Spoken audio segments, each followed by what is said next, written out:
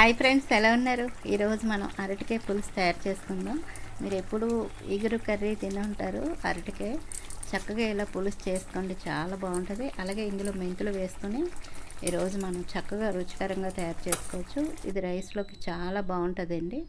అలాగే మీలో ఎవరైనా మా ఛానల్ ఫస్ట్ టైం చూస్తున్నట్టయితే ప్లీజ్ లైక్ చేయండి. నేను 2 అరటికాయలని ఇలా పీల్ తీసుకొని చక్కగా ముక్కలు కట్ చేసుకున్నాను. ఈ అరటికాయ ముక్కల్ని ఉప్పు వాటర్లో వేసుకోండి, అప్పుడు నలుపు అవ్వకుండా ఉంటాయి. చింతపండు కొద్దిగా ఇలా మనం రసం తీసుకుని పక్కన పెట్టుకోండి. ఇప్పుడు కర్రీ తయారు చేసుకుందాం. గ్యాస్ ఆన్ చేసుకుని బాండి పెట్టుకుని ఒక 4 స్పూన్లు ఆయిల్ వేసిన తర్వాత ఒక 1/2 టీ స్పూన్ మెంతులు, కొద్దిగా కరివేపాకు వేసి వేపండి. ఇలా వేపిన తర్వాత ఒక 2 ఉల్లిపాయలు, మీడియం సైజు ఉల్లిపాయలు ఒక 2 తీసుకొని చక్కగా కట్ చేసుకొని వేసుకోండి.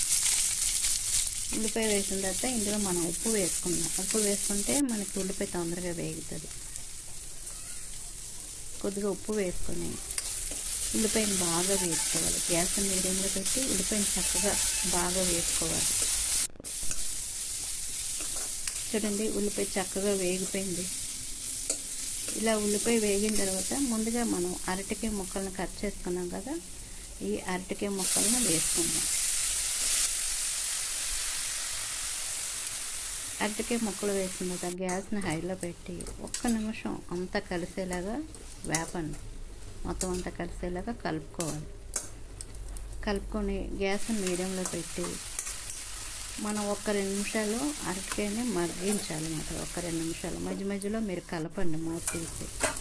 ఒక 2-3 నిమిషాల తర్వాత మనం మూత తీస్తే చక్కగా అరటికాయ అంతా కొంచెం వేగిందన్నమాట.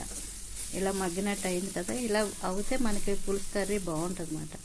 అరటికాయ కొంచెం వేగిన తర్వాత ఇందులో మనం పసుపు 1/2 టీ స్పూను, కారం 1 స్పూను, అలాగే ఉప్పు పెద్ద స్పూన్ తోటి 1 స్పూన్ నేను కారం వేసుకున్నాను. వేసిన తర్వాత ఇవన్నీ కలిసేలా కలపండి. ఇలా కలిపిన తర్వాత ఇందులోనే పచ్చిమిరపకాయలు ఒక 3 నిలువుగా కట్ చేసుకొని వేసుకోండి. అల్లంని శుభ్రంగా పైన పొట్టు తీసి దంచి వేసుకోండి. అల్లం వేయడం వల్ల పులుసు కర్రీ బాగుంటుంది. అల్లం పచ్చిమిరపకాయలు వేసిన తర్వాత ఒకసారి కలపండి. ఇలా కలిపిన తర్వాత అరటికాయ ములిగే వరకు నీళ్ళు పోసుకోండి.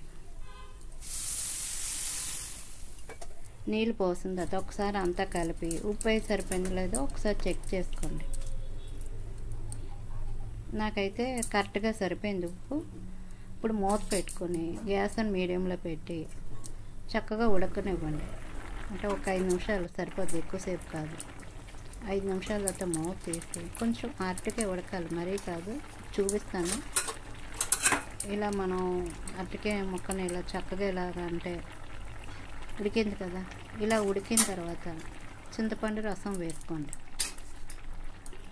మరీ ఎక్కువ కాదు, కొద్దిగా వేసుకోండి. ఇలా చింతపండు రసం కొద్దిగా వేయడం వల్ల మనకి కర్రీ చాలా బాగుంటుందండి.